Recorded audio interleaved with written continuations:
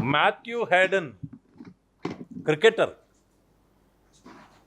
If such a tragedy had happened in Australia during our victory celebrations, we would have thrown the trophy in the dustbin.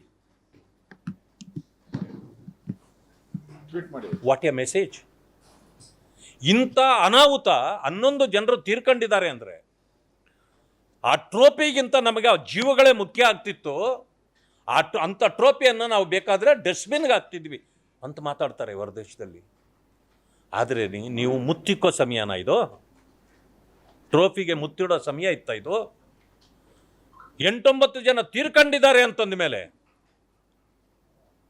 ಇಲ್ಲಿ ಮುಗಿಸಿ ಮಕ್ಕಳನ್ನ ಮೊಮ್ಮಕ್ಕಳನ್ನ ಎಲ್ಲ selfie ತೆಗೆದಾದ್ಮೇಲೆ ಇದಕ್ಕೆ ಹೋಗೋದಿಲ್ಲ ನಾವು.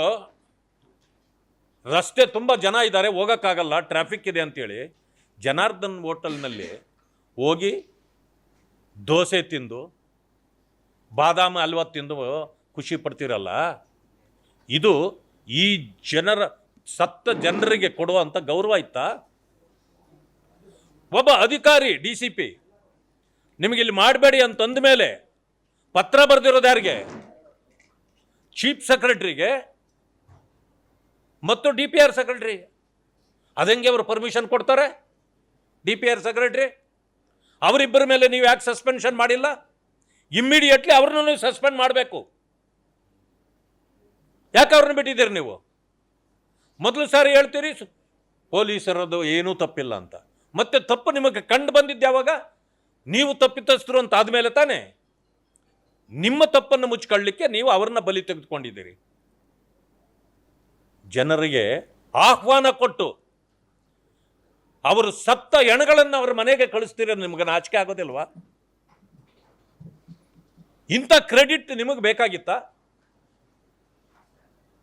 ಆಟ ಪಾಠಗಳಿಗೆ ಗೌರವಿಸೋಣ.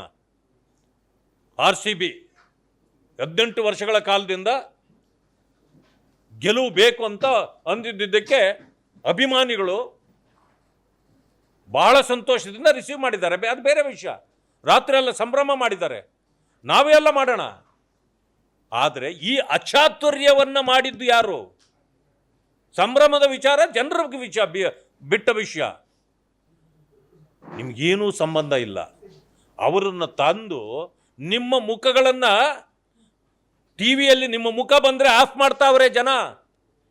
ಅಂಥ ಸಂದರ್ಭದಲ್ಲಿ ನೀವು ಅವರನ್ನು ಮುಂದೆ ಇಟ್ಕೊಂಡು ನೀವು ಅದನ್ನು ಕ್ರೆಡಿಟ್ ತಗೊಳಕ್ಕೆ ಹೋಗ್ತಿದ್ದೀರಲ್ಲ,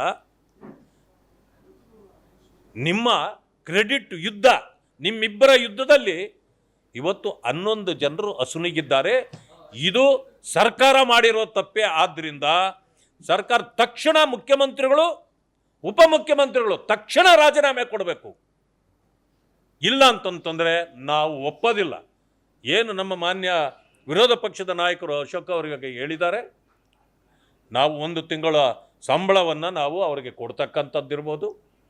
ಈ ಹೋರಾಟವನ್ನು ಇನ್ನೂ ಮುಂದುವರಿಸ್ತಕ್ಕಂಥದ್ದು. ಯಾಕಂದರೆ ಅವರಿಗೆ ಇವತ್ತೇನಾದರೂ ಶಾಂತಿ ಸಿಗಬೇಕಂತಂದರೆ ತೀರ್ಕೊಂಡಿರೋರಿಗೆ ಅವರ ತಂದೆ ತಾಯಿಗಳಿಗೆ ಇವತ್ತು ನೆಮ್ಮದಿ ಬರಬೇಕಂತಂದರೆ ಈ ಇಬ್ಬರೂ ಕೂಡ ತಲೆದಂಡ ಆಗಲೇಬೇಕು, ಮುಖ್ಯಮಂತ್ರಿ ಉಪಮುಖ್ಯಮಂತ್ರಿ.